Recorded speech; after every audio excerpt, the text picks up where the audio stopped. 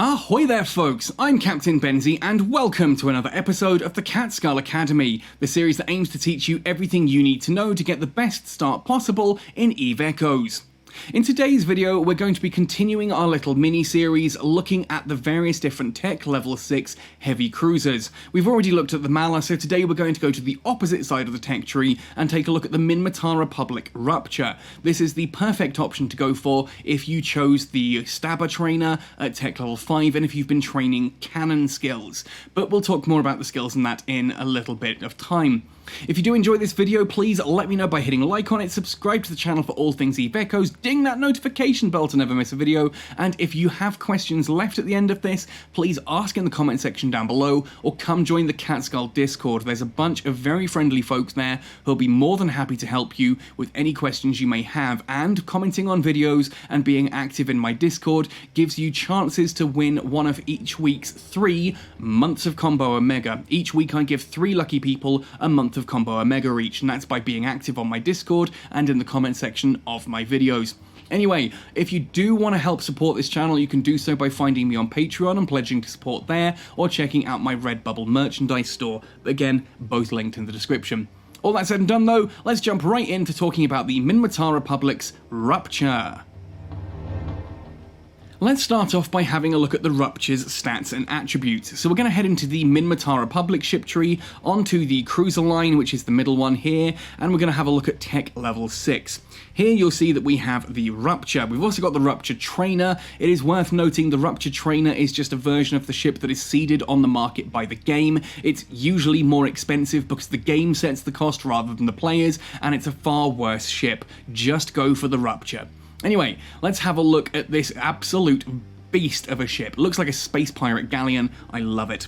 Attributes and fittings then. We have 1 drone tube. This can launch small or medium drones, but we're not going to stress that too much because the damage they do isn't overly useful to us. We then have 4 high slots for our weaponry, which of course are going to be cannons, 2 mid slots for our sub-weapons, things like Nosferatu's, Webifiers, that kind of thing, and 5 low slots for fitting things like tanking modules, weapon upgrade modules, and propulsion.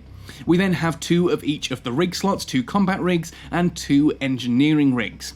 Above this, you'll see the power grid output here is 629 megawatts. It's a little bit smaller than some of the other heavy cruisers because it doesn't really need it all that much, unless you wanted to try and fit strike cannons, which I don't recommend. We'll talk about fitting more later.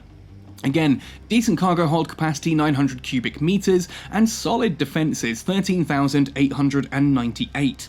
Now you'll notice here that most of that defense is in the shield, with fairly solid armor and pretty weak structure. It's not great in the structure. Most of what you're going to be caring about here with the Rupture is its shields. Also, its speed, because it's a Minmatar ship, but again, more on that in a moment. Capacitor banks, 2031 gigajoules with a max capacitor recharge rate of 10.2. This doesn't have a particularly large capacitor bank, and it doesn't have a particularly aggressive recharge rate either. So the Rupture can be a little bit capacitor sensitive if you wanted to overload it with stuff, and considering it's running shields, yeah, you'll see that that can be an issue. But remember, at least the high slots, being cannons, aren't using capacitor. The signature radius is tiny on the Rupture. 90 meters is smaller than any other cruiser at this tech level. Very small ship, very fast as well at 288 meters per second. Its mass and inertia actually come together to make it a fairly agile ship as well, making the Rupture surprisingly speedy and nippy for a ship of this tonnage. If we go into the trait description though, we can have a look at how your skills will benefit it. Now in this video, I'm going to be showcasing the Rupture using just the basic level skills. Basic 5 in things like shield operation, cruiser command, cruiser engineering, cannon operation, cannon upgrade, that kind of thing. Only to basic 5 because I recommend these ships for beginning combat pilots. Now, if we have a look here, you can see that shield operation, for each level of shield operation you have skilled, up to basic 5, you get an additional 5% shield. So with me at basic shield operation 5, that is 25% additional shield. That's a lot bigger shield, that's 25% in addition to that 4,234 we saw on the defense page. That's sizable. We then have Cruiser Command bonus. This means for every level in Basic Cruiser Command, not Advanced, it doesn't count, every level in Basic Cruiser Command, you get a 5% increase to medium cannon tracking speed and a 5% reduction to medium cannon activation time. 25% of both of those at full 5 training. So that means train shield operation to 5, train Cruiser Command to 5, and then work on your cannon skills as well after that if you haven't already. Now, the 25% faster cannon tracking speed means this ship does not struggle to hit even some of the smallest targets out there, and a 25% reduction to medium cannon activation time means those cannons fire remarkably quickly. You're putting a lot of lead downstream into your opponent's ships, so quickly firing, good tracking, means the Rupture does surprisingly good damage. Let's have a look at fitting it then. The fit I'm going to showcase here has been designed for going ratting, basically. Tech 6 and Tech 7 anomalies and encounters. If you're in high sec, that means you can do any of the advanced encounters quite comfortably with it. If you are in null sec, you should find that you're capable of doing Tech 6 and Tech 7 small and medium anomalies, assuming you only have basic level skills using this ship and this fit. Now, the fit that I'm going to be showcasing is using Meta 6 modules. It is valued at about 35 million ISK on the market at the time of me making this. That said, if you don't have access to that high-level modules, and you just want to put things like Mark 5 modules on, then you absolutely can do. The fit will still work. It's only the Tech 7 mediums that become a little bit more risky, but even then you should still be able to complete them as long as you're careful and prioritize your targets well. So we've gone for a brawling fit here. The aim is to get up close and personal, punch the enemy in the face with cannons. So we've gone for autocannons, Republic Fleet medium autocannons. Of course, you can go for Meta level 5 or even just Mark 5 medium autocannons. Whatever you have handy, just make sure it's autocannons. Autocannons are fairly short range. You can see the optimal range is 2.76 kilometers with a very long and gentle accuracy fall off. This means you probably won't be sitting at optimal range. You will be somewhere in that first accuracy fall off. But it's such a gentle accuracy fall off, and you have so much DPS on this ship that you probably won't even notice it. You can see that it's 90.49 DPS for each of those cannons, for a total there of 361.94 DPS for the cannons overall. That's a good amount of damage coming off this, and that's only going to get higher if you're no longer an alpha clone, if you go into a mega and you start training those cannon skills even higher. Now, because we're going to be so close, because the Rupture is a little bit sensitive on its capacitor, I've gone for 2 medium energy Nosferatus in the mid slots. Again, you can just go for Mark 5 or the Upir, which are the Meta 5. I've gone from Imperial Navy just because I had a bit of ISK lying around to grab these kind of things. You'll see the optimal range here is 10.58. The cannons mean we are going to be in range all the time for these to be at perfect, so those are going to help us maintain that stable capacitor, which means we're not going to run out of capacitor unless something really bad happens, like we forget to turn the Nosferatus on, or we forget to turn the shield booster off whilst being neutralized or something. Anyway, the drone tube, you can see I've just gone for a Mark 5 Valkyrie. You can kind of go for anything you like there. Any old drone will do. Again, try and fit the drone based on your scenario, but it's so little DPS, 17.62 here overall, it's not worth stressing about. Now, because the Rupture uses primarily shield tank, you saw it has bonuses to its shield. The shield is the largest of the shield tanks. That means we're going for a shield tank fitting in the low slots. Now, my standard shield tank fitting is 2 adaptive invulnerability fields, 2 of the red ones. If you are in a Mar space, so if you're fighting Blood Raiders or Sancha or Galente in Serpentis space, you can swap one of these for a yellow hardener, and that will do slightly better. For Angel and Guristus though, stick to 2 reds. Then I've gone for a medium shield booster. You'll note that as you get higher up in engineering skills, once you start hitting advanced engineering and some of the higher levels of shield operation, you may even be able to swap this out for a large shield booster to get even more heals. For now though, stick with the medium, but just keep an eye on that for future.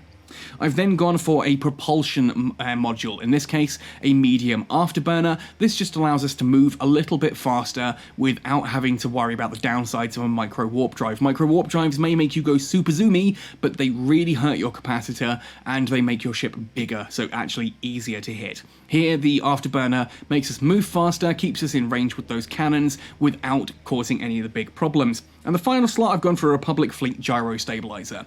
Now this just increases the amount of damage that the cannons do just by having it fitted. You can then activate the Gyro Stabilizer for an even bigger boost of cannon damage. Now this slot can be moved around. If you're looking at your capacitor and it's not showing stable, for example, you might decide to put a Republic Fleet medium capacitor battery in there, or a Mark V medium capacitor battery, something like that in that slot instead, to help just keep things a little bit capacitor stable. Speaking of which, if we move into the rig section here, for the engineering rigs, I've gone for a semiconductor memory cell and a capacitor control circuit. These both help with that capacitor stability, and on the combat side, I have gone for a cannon collision accelerator and a charge economizer. Now the charge economizer means that the shield booster does boost a little bit more shield than it normally would. It repairs your shield that little bit faster. That said, you can swap this out for something like a cannon burst aerator if you just want a bit of extra damage. I do like to have the charge economizer here just to help keep this ship super tanky, but you'll increase that DPS a little bit if you do swap to a burst aerator. All that said and done then, let's showcase this in action. I'm showcasing the Rupture here in Mining Safety Concern, which is a Caldari High-Sec Tech Level 6 encounter, and you'll see that I have had no problems already. We're starting on Wave 3 here, the final wave of this anomaly, and you'll see that I'm sitting at 62% capacitor and over 95% shields. This is not having any difficulties at all with this. You just kind of lock onto everything, pick a target, fly towards it, and I've got my orbiting set here to 5 kilometers. That means the cannons are doing excellent damage. I'm well within range of the Nosferatus and stuff like that. And you'll see the damage I do is actually pretty high, and that's currently thanks to the gyro stabilizer being active. That has just deactivated, and it's now on its 130-second cooldown. In the meantime, though, you'll see we are now drifting around this Blackbird, punching that in the face with some hot lead from those cannons, and it just does not struggle at all. I don't have any Weber fires or anything, so let's see how we handle the smaller targets like the Corax and the Manticore, because that Blackbird is about to go down. And before we move on to those other targets, it's worth noting as well that because we're orbiting at 5 kilometers, if any loot drops, we are in range to instantly grab it and add it to our cargo hold. This can give you a little bit of an additional income, especially if you've got reprocessing skills or you are training in any form of industry as well. But you see there, we're now firing against that Pithy Corax. This is a destroyer. We are having no difficulties at all hitting that. It's about to go down. Next volley might kill it, if not the volley after. That's going to be the volley after unless the drone finishes it off. Boom, there goes that Corax.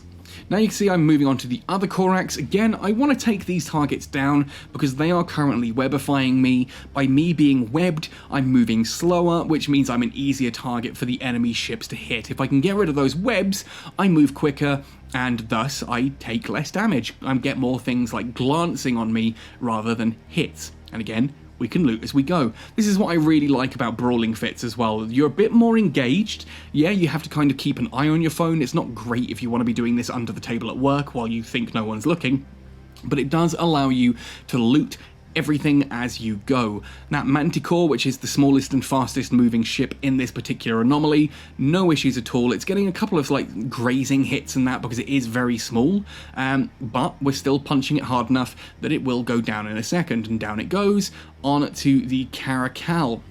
The Rupture is probably my personal favourite of the 4 heavy cruisers, just because it's got that beautiful blend of tankiness, of speed, and of damage. Some of the other ships are a bit more tanky, some of them are a bit like higher in the damage department, but the Rupture has this really nice blend of everything, and nothing comes close to it of the Moa, the Mala, the Thorax, and the Rupture in terms of speed. And you can see there we're doing a comfortable 620 meters per second, 630, depending on the angle that we're moving at.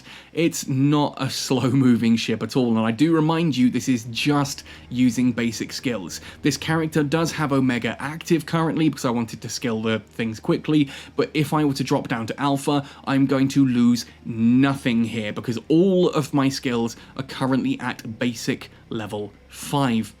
And you can see no trouble at all doing this. That capacitor still hasn't dropped below 50%. The shields have barely dropped below sort of 80%. And even then I just activate the shield booster for a couple of cycles and bam, we're back up to full health. We're now on that final Caracal. I'm going to be taking that one down nice and quickly. The shields, because of the type of damage that cannons deal, because they deal explosive and thermal, the explosive, kinetic, and thermal. The explosive and kinetic is better against armor, the thermal is better against shields. The shields don't go down slowly, but the armor goes down a lot quicker because most of the damage you're doing is what armor is weak to. This means this is very good if you want to go up against, say, Serpentis, because they are mainly armor tanked, and they're not gonna, whereas the Amar stuff, because Amar stuff, it has lasers, they will cut through your shields. It's a nice balance. So Serpentis can be a great one to go for, but you can see I'm not even struggling here against Caldari. Ooh! And I got Ancient Remains there as well. Anyway, folks, that's all for today's video. Hopefully you find this useful. Hopefully this has inspired you to give the Rupture a try if you are a Tech Level 6 pilot trained into cannons, looking for something fun and powerful to fly to earn yourself some ISK. Let me know your thoughts and opinions in the comment section down below. Otherwise, happy sailing, and see you in New Eden!